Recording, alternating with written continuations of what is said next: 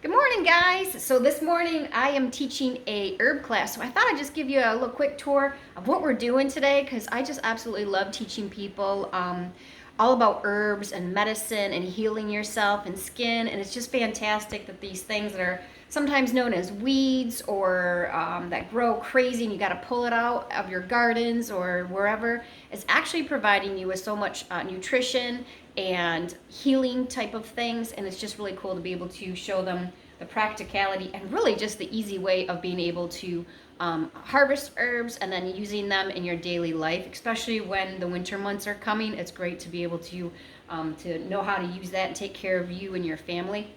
So we've met in the springtime and I gave them a bunch of cuttings of my herbs like lemon balm and yarrow and a couple other things that they were able to take home and plant in their garden. And we learned all about herbs, of like what the energetics are, what they're used for, how to harvest them and process them and stuff like that. So this is part 2. We're actually putting together and making a lot of fun things, which is going to be salves, fire cider, tinctures, and syrups and stuff like that. So let's give a quick look at what we have going on over here. I'll flip the camera.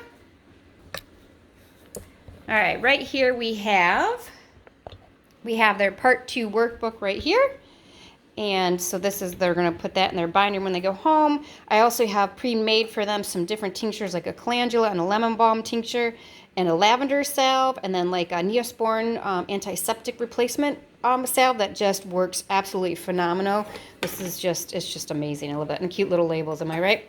And then, so that's theirs. And I have my notes over here of what we're going to be going through. And there's the others. And then also we're going to go, this is a look at my dehydrator. We're going to use some of those herbs for some of this stuff as well. So let's go take a look over here. I also made some chocolate zucchini cake for a little treat because I like to do that. And then I'm also going to have their station set up where they're going to cut and dice all kinds of stuff up to make fire cider, this is some of the stuff for fire cider.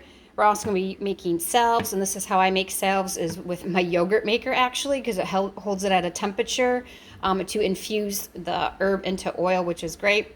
I have some organic vodka that we're going to learn how to make tinctures using the folk method. We're going to be straining off the tinctures, just showing total practicality and ease of how to make all of these things, what's the next step and what to do. We're going to be infusing some calendula oil or some calendula into some, we're going to do avocado oil because I'm going to make a face type of salve or cream actually later on after I infuse it. And I also have the olive oil that I like to use as well. Both of those I got at Costco, which is great. And I know you can get really good stuff from Azure Standard too. We've got our scale so that we can measure out beeswax and different oils to go ahead and make some different salves. Today we're going to be doing dandelion salves, which I really enjoy and work really great for your skin. Of course, you need honey for lots of stuff.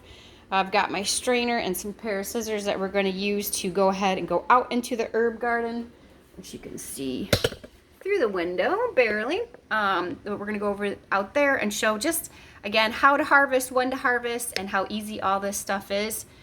So I just absolutely love being able to go ahead and show people the awesomeness of herbs, and especially hands-on. I just love hands-on. If you're interested in my workbook that is lots and lots of pages of the beginning to the end of doing all those things, you can go ahead and click on the link below. So thanks guys, talk to you later.